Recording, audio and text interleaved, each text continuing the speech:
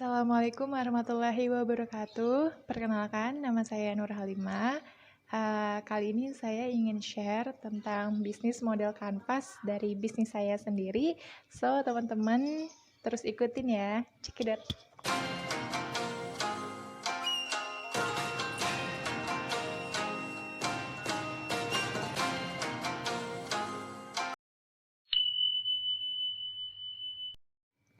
Tapi sebelum itu, saya ingin menjelaskan dulu background atau latar belakang dari bisnis saya. Bisnis saya ini berjalan di bidang online shop, dan saya mengambil ranahnya di bidang marketplace Lazada. Sekitar dari bulan Oktober sampai hari ini, saya masih menekuni bidang tersebut. Bisnis saya ini berjualannya 100% online, nggak ada offline. Saya memanfaatkan dari marketplace, dari sosial media, dan juga WhatsApp marketing. Semua saya jalani secara online. Kalau diaplikasiin di dalam bisnis model kanvasnya, mungkin ada 9 poin yang nanti akan saya jelaskan.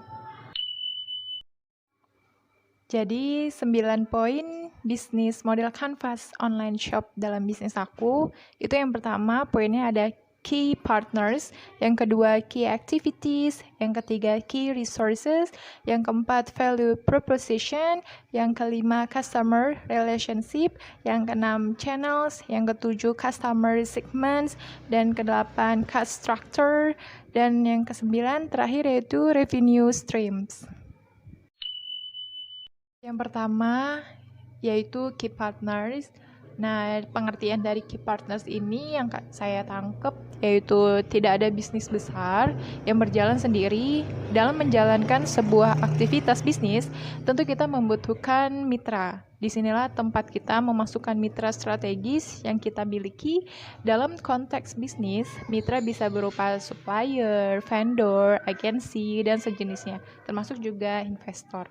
Nah, kalau di dalam aplikasi bisnis model kanvas online shop dalam poin key partners, yang poin pertama itu suppliers barang kosmetik. Jadi bisnis saya kan ini online shop di marketplace. Jadi saya butuh key partnersnya ini ya supplier atau distributor dari produk yang saya jual.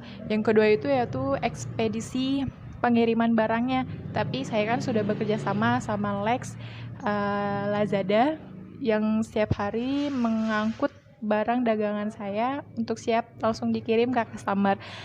Dan yang terakhir tentunya adalah investor, karena key partner saya yang bisa menunjang kemajuan dalam bisnis saya yaitu investor. Yang kedua yaitu key activities. Nah, key activities penjelasannya yaitu bagian yang menjelaskan bagaimana kamu bisa menciptakan value proposition dalam perusahaan kamu sendiri. Nah, kalau diaplikasiin dalam bisnis model kanvas bisnis saya, yang pertama key activitiesnya yaitu membeli barang dari supplier atau distributor. Yang kedua, melayani pesanan customer baik online, baik secara chat maupun kegiatan-kegiatan lain. Yang ketiga, manajemen laporan penjualan. Nah, itu penting banget, laporan penjualan harian, mingguan, bahkan bulanan. Terus yang terakhir, yang keempat, yaitu marketing by online. Kita kayak implementasi strategi marketing dalam bisnis online-nya. Yang ketiga, yaitu key resources. Pengertiannya yaitu sumber daya utama.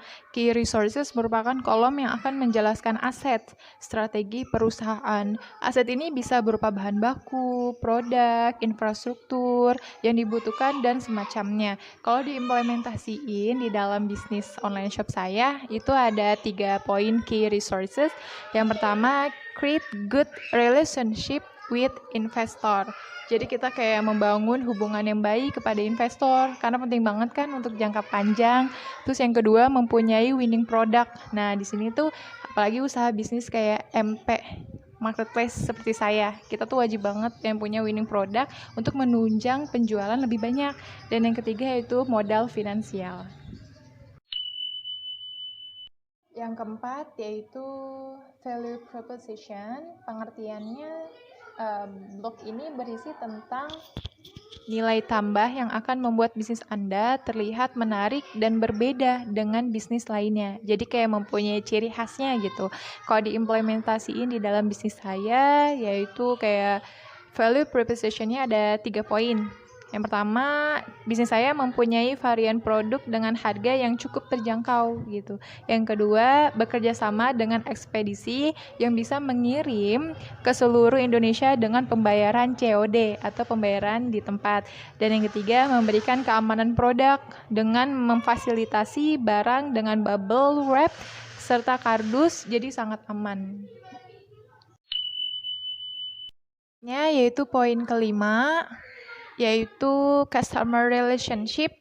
Pengertian dari customer relationship ini, jika channel lebih banyak menjangkau orang yang belum tahu produk Anda, maka customer relationship adalah kebalikannya. Kamu harus tahu bagaimana cara bisnis Anda bisa terus keep in touch dengan para pelanggan.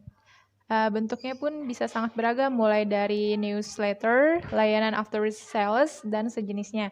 Tapi kalau saya mengimplementasikan customer relationship di dalam bisnis saya ini ada 3 poin. Yang pertama, saya melakukan diskon dan promo harian, mingguan, bahkan bulanan. Yang kedua, marketplace Lazada. Jadi saya memfasilitasi di dalam marketplace Lazada tersebut. Dan yang ketiga, memberikan etalase produk yang pastinya mudah dimengerti customer, menarik, sehingga bisa mendatangkan traffic dan closing. Selanjutnya yang keenam yaitu channels.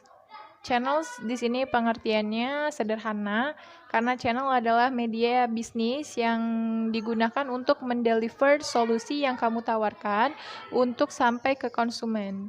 Channel ini bisa berupa kayak website, online advertisement, aplikasi, bahkan seorang salesperson. Dan saya mengimplementasikan di dalam bisnis saya ini channelsnya. Yang pertama e-commerce-nya Lazada, yaitu MP, Marketplace. Dan yang kedua e-worm. Apa nih e-worm?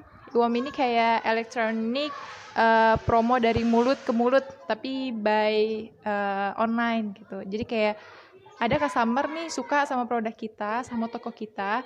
Jika dia merasa puas, satisfied sama toko kita, dia bakalan nge-share toko kita ke teman-teman dia. Nah, itu termasuk ke dalam e-worm.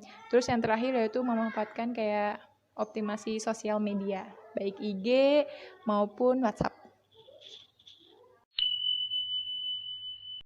Yang ketujuh yaitu customer segment. Nah, pengertian dari customer segment ini, bagian ini akan menjelaskan siapa pelanggan potensial dari produk Anda. Jadi siapa sih yang potensial untuk membeli produk kita gitu. Kalau diimplementasiin dalam bisnis model kanvas dalam bisnis aku tuh, customer segmentnya yang pertama pelajar atau mahasiswa perempuan pastinya. Yang kedua ibu rumah tangga. Yang ketiga usianya 17-47 tahun. Yang keempat perilaku konsumen dengan ingin tampil cantik. Karena kan aku arahnya tuh kan ke kecantikan. Jadinya ya khusus untuk tampil cantik. Dan yang terakhir itu ekonominya general. Jadi dari kalangan menengah ke bawah sampai menengah ke atas pun bisa membelinya. Yang ke-8 yaitu cost structure. Pengertiannya itu pada bagian terakhir ini, sebelum terakhir, kita harus menentukan biaya apa saja yang dibutuhkan untuk menjalankan keseluruhan aktivitas bisnis. Untuk mempermudah, struktur biaya dapat diisi berdasarkan isian pada kolom key activities, key resources, dan channel. Dan diimplementasiin di dalam bisnis aku ini, cost structure-nya ada 3 poin. Yang pertama, biaya penyusutan. Karena aku kan online shop, jadi aku butuh banget laptop sama printer kan. Jadi aku melakukan biaya penyusutan untuk laptop dan printer aku. Yang kedua, pembelian barang dagangan gitu. Jadi aku kan bukan bikin produk, tapi aku ngambil dari orang lain. Jadi aku harus membeli produk tersebut. Dan yang ketiga, gaji karyawan. Aku belum punya karyawan, tapi aku gaji diri aku sendiri gitu. Terakhir itu adalah revenue streams. Nah, pengertian dari revenue streams itu sendiri Tentu yang perlu kamu tuliskan adalah produk atau jasa yang dapat memberikan pemasukan di dalam bisnis kamu. Dan revenue stream di dalam bisnis aku ini yaitu dari penjualan barang dagangan yang dijual di online shop aja gitu. Jadi semua barang yang aku jual di online shop aja yang itu bisa jadi revenue stream atau pemasukan aku. Itu adalah 9 poin bisnis model kanvas online shop aku.